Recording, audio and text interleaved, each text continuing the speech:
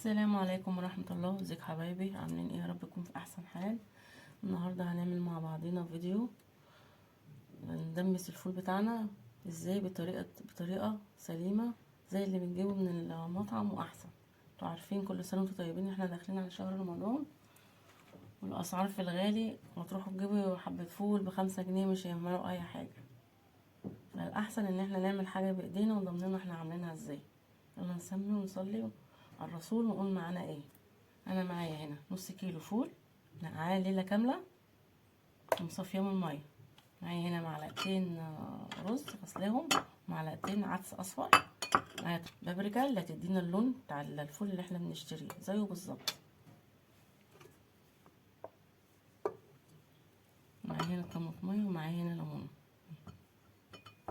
ومعايا ميه سخنه. معايا القدره بتاعتي ديت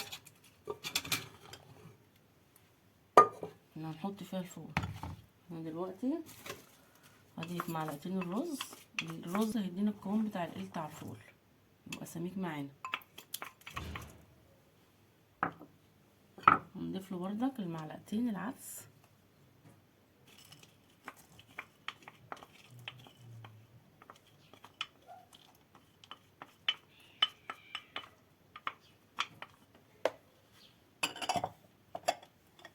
هنقلبهم مع بعض. احنا ناقعين الفول ليه؟ ناقعين حضراتكم الفول ليه؟ علشان ما ياخدش وقت معانا في السوا، ياخد وقت قليل معانا. عشان كده احنا نقعناه ليله كامله.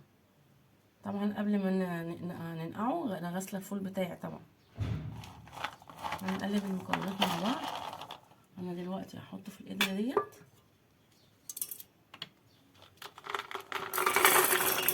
اضيف له ميه سخنه مغليه عشان ما ينفعش ميه ساقعه.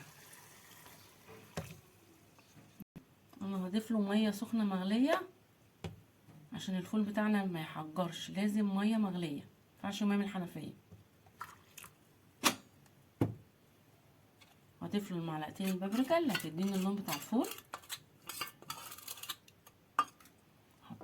هضيف له الطماطمايه،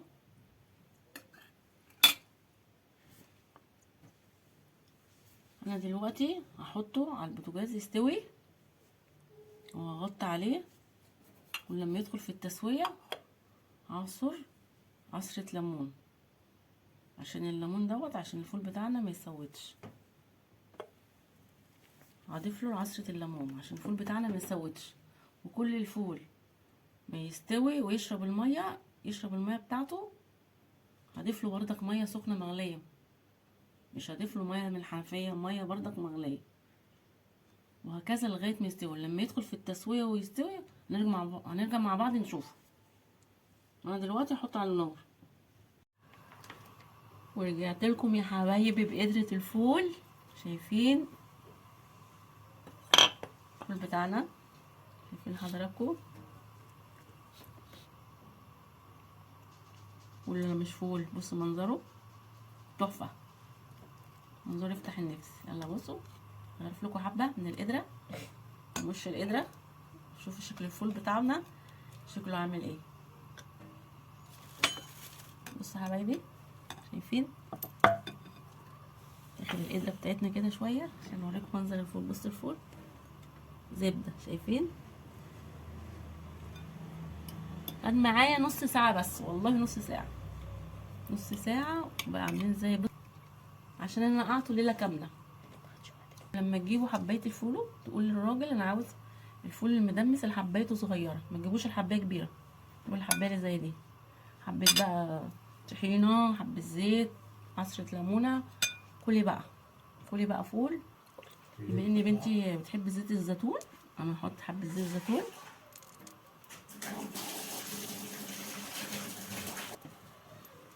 عصره ليمون،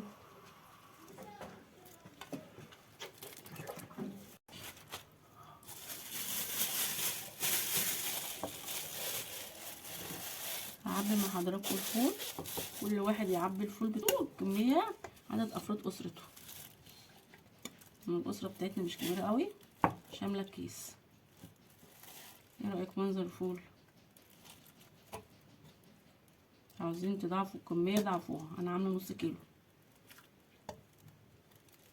شوف منظر الفول. منظره شكله ازاي. حطيه في الفريزر ساعة السحور، تطلعي تعملي الفول يبقى جاهز عندكم، احسن ما نروح نشتري من بره بالغلا.